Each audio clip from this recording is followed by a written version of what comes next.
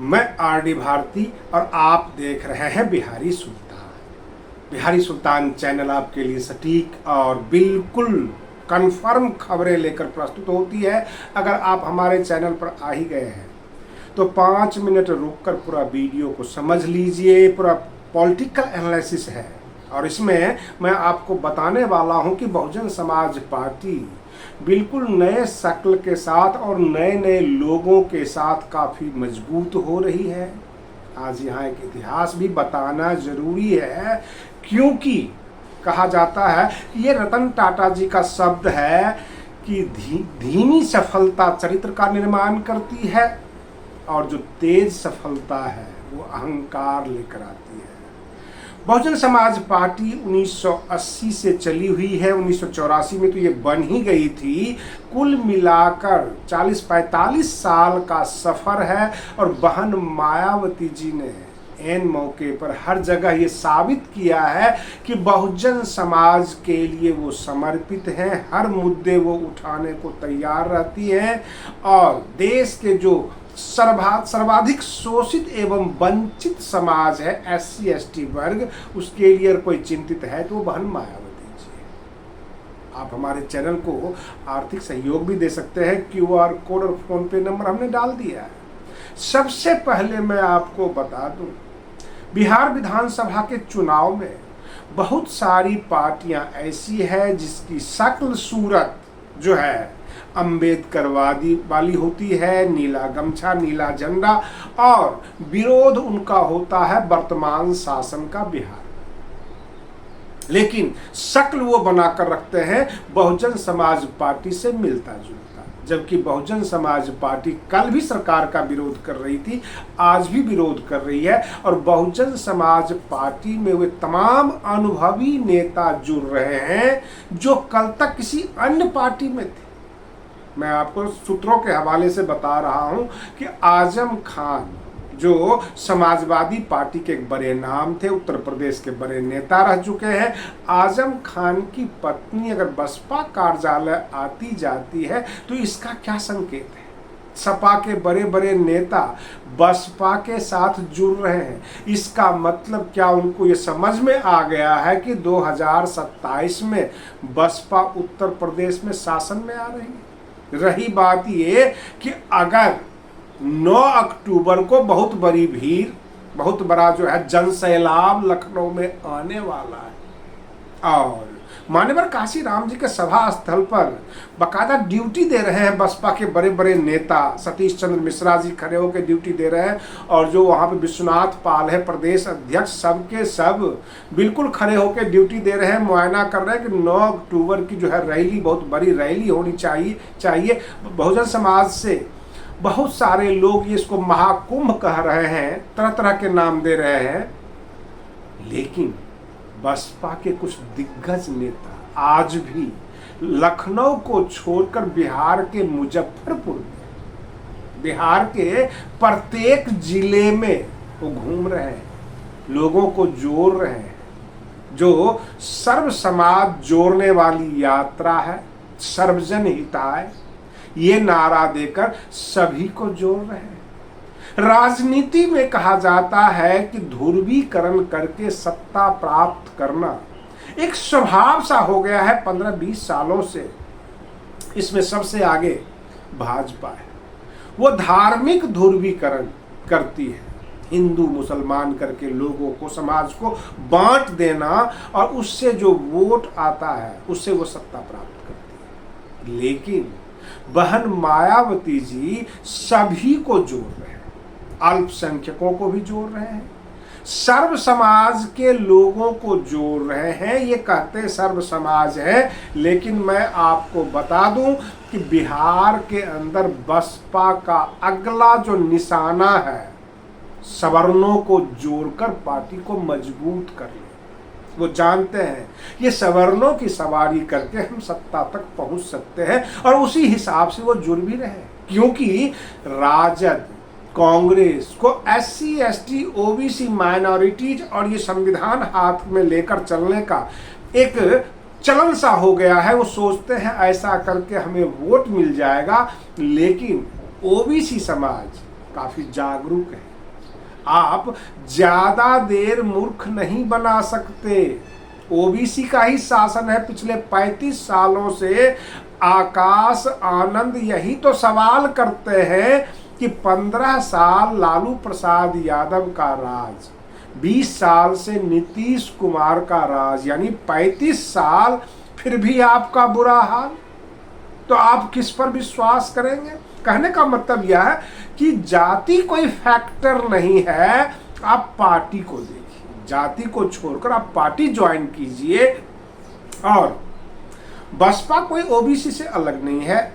SC, ST, OBC, minority सबका जगह है।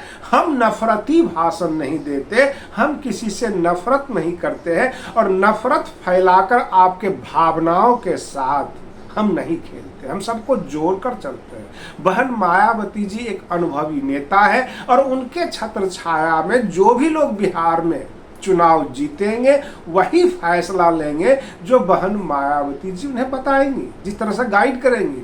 और बहन मायावती जी का शासन उत्तर प्रदेश में 2007 से 2012 तक सभी ने देखा है, सबको वो टाइट कर चुकी थी। बिहार में भी अगर शासन आता है और जो भी मुख्यमंत्री बनेगा वो बहन मायावती जी के हिसाब से काम करेगा। इसलिए आप उन मुख्यमंत्री चेहरा अथवा किसी अन्य चेहरा को ना देखकर बहन मायावती जी के कार्यकाल, उनके इरादे, उनके फैसले को देखें।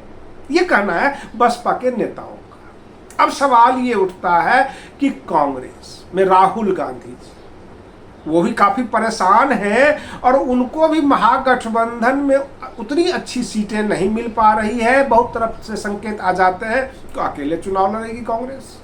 ये हवा है। रही बात ये, जदयू 122 सीट पे बिल्कुल मुहर लगा दी है कि हम चुनाव लड़ेंगे, और बचा 121 सीट में भाजपा जिसको देना चाहे वो दे सकते हैं। चिराग पासवान उनके गठबंधन में है, हमारे गठबंधन में नहीं।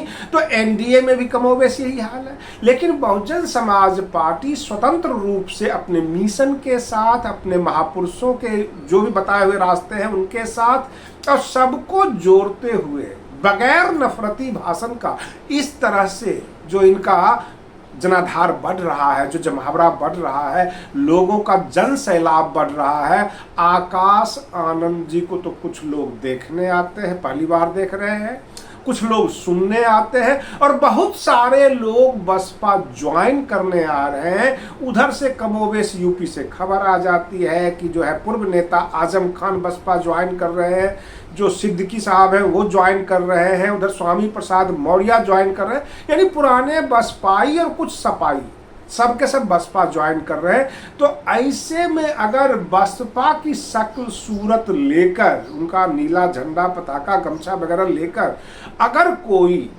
मेहनत कर रहा है, सरकार के ही विरोध में बोलता है, हम नहीं कहते कि बहुजन समाज पार्टी के विरोध में बोल रहा है, लेकिन कितना वोट पर प्रभाव डाल सकता है, कितना वोट काट सकता है, 1000 2000। रही बात, जनता यह भी देखती है कि अगर हम आपको वोट देंगे तो आप सरकार बना भी पाओगे या नहीं, अथवा सरकार बनाने में आपका कोई योगदान होगा। बहुजन समाज पार्टी के सामने दो विकल्प है, या तो हम सत्ता में आ जाएंगे अथवा मेरे बगैर सत्ता नहीं बनेगी। आप कल्पना कीजिए अगर 10-15 सीट अगर बसपा ले आती है तब भी बसपा के बगैर बिहार में सरकार नहीं बन पाती है, क्योंकि इस बार न जदयू की लहर है, न भाजपा की लहर है, और राजद की भी कोई बड़ी लहर नहीं है।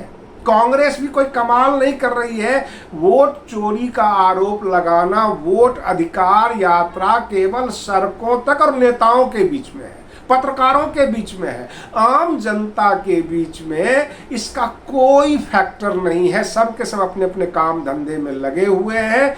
और जब आम जनता से ये पूछा जाता है कि आपका पेंशन 1100 कर दिया गया, 400 से 1100, तो जनता ये कहती है कि ये तो जो है एक प्रतियोगिता है, इधर 1100 कर दिए हैं, दूसरी पार्टी आएगी तो 2500 कर देगी, कोई 1500 का वादा कर लिया है। ये जनता खूब समझ रही है। आप जनता को बेवकूफ नहीं बना सकते। जितनी भी रेवरियां बट रही है, चाहे वो बिजली का बिल 125 यूनिट फ्री किया है, जो नीतीश कुमार ने। अब जनता से जब सवाल करते हैं कि तो बिजली फ्री आपकी हो गई, आप किसको वोट देंगे? कहते हैं वो आएंगे तो 200 यूनिट फ्री कर देंगे। कहने का मतलब यह है कि आप जनता के प्यारे नहीं हैं, आप अपनी प्रतियोगिता में। यह और बात है कि सबसे पहले सत्ता में है तो भांजी मार ली, आपने आदेश कर दिया, जनता को दिखा दिया कि हम आदेश कर सकते हैं। वो विपक्ष में है तो वो आदेश नहीं कर सकते, वो वायदे कर सकते हैं। लेकिन बहन मायावती जी जब उत्तर प्रदेश के शासन में आई तो जो पुराने चल रहे थे कानून व्यवस्था, जो आदेश थे पुराने सरकार के, उसको उन्होंने खत्म नहीं किया, नई नई योजनाएं ला दी। बहन मायावती जी से बिहार की जनता को नई नई आशाएं हैं, उम्मीद है। बहुत सारे बहुजन समाज के लोग ऐसे हैं जिनका घर उजाड़ दिया जाता है, दूसरे के जमीन में बसे हुए होते हैं अथवा सरकारी जमीन कहकर उन्हें उजाड़ दिया जाता है। सब एक नज़र टकटकी लगाए हुए हैं कि कम से कम 10-15 सीट भी बसपा का आ जाए और सरकार बनाने में अगर योगदान हो तो मेरा उजड़ा हुआ घर फिर से बस जाएगा। ये हालात है। यानी बिहार विधानसभा चुनाव में बसपा एक फैक्टर बन सकती है। और इस बार मैंने ये देखा है, बाकी चुनाव के अलावा ये जो इस बार का जो चुनाव है, इस चुनाव में काफी कुछ बदलाव है। कैंडिडेट भी ऊर्जावान है, साफ सुथरे कैंडिडेट हैं और वो जीतने की दमखम भी रखते हैं। ऐसा नहीं है कि बहुजन समाज पार्टी इस बार बिहार में खाना पूर्ति कर रही है, ऐसी हालात नहीं है। क्योंकि अभी तक हमने 10-15 चुनाव बहुजन समाज पार्टी का कवर किया है और कवर जब किया है तो उसमें देख लेते हैं। मैं पार्टी वाले को बोल भी देता हूं कि आपके कैंडिडेट घूमते नहीं है, आपके कैंडिडेट में दमखम नहीं है, केवल खाना पूर्ति कर रहे हैं, ये जाकर नामांकन करके आ जाते हैं।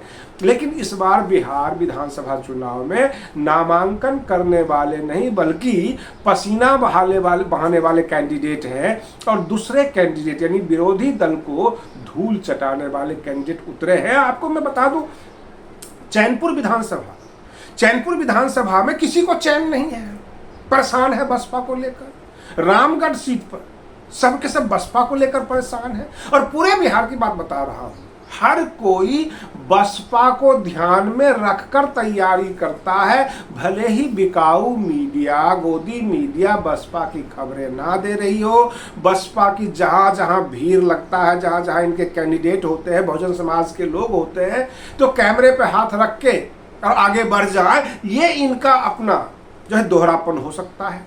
लेकिन सच्चाई यह है कि बहुजन समाज के अंदर विकल्प के रूप में बहन मायावती जी उतर चुकी है। जो कल तक कहते थे कि हमें लालू प्रसाद यादव बोलने का अधिकार दिया लेकिन पढ़ने का अधिकार नहीं दिया, बहन मायावती जी कहते हैं केवल बोलने का ही अधिकार नहीं, हम पढ़ने का भी अधिकार देंगे, हम घर में रहने का भी अधिकार देंगे, हमें अच्छे जीवन जीने का भी अधिकार देंगे। केवल बोलने से कुछ नहीं बात बनती, बोलने वाले सड़कों पे बोलते रहते हैं। आप सदन में बोले, सदन में पहुंचे और वहां जाकर बोले। बिहार की जनता को इस बार अच्छी तरह से समझाया जा रहा है, बहुजन समाज के लोगों को, बोलने वाले सड़क पे बोलते हैं, आपको बोलने का अधिकार मिला, लेकिन सदन में जाकर बोलने का अधिकार बहुजन समाज पार्टी दी। और बहुजन समाज पार्टी की इस बार बिहार में लहर है, बहुत बड़ा करने जा रही है। और 9 अक्टूबर को लखनऊ की हवा बिहार तक पहुंच जाएगी, बहुत बड़ा बदलाव होगा। बहन जी से जुड़ने के लिए यूपी के नेता, उत्तर प्रदेश के नेता लाइन में लगे हुए हैं। यह और बात है कि बिहारी सुल्तान चैनल तब तक पुष्टि नहीं करता किसी भी नेता के बारे में जब तक ऑफिशियल बयान ना आ जाए। हम सूत्रों के हवाले से किसी प्रकार की भ्रामक खबरें नहीं दे सकते हैं, क्योंकि हम लोग एक रिस्पेक्टेड मीडिया में आते हैं। बहुजन समाज पार्टी के करीब करीब सभी बड़े छोटे नेता हमारे चैनल के टच में रहते हैं, इसलिए जो ऑफिशियल न्यूज आ जाएगा हम उसी को प्रसारित करते हैं। आज के लिए बस इतना ही। आप बने रहिए बिहारी सुल्तान चैनल पर, हम फिर मिलते हैं अगले वीडियो में। तब तक के लिए धन्यवाद।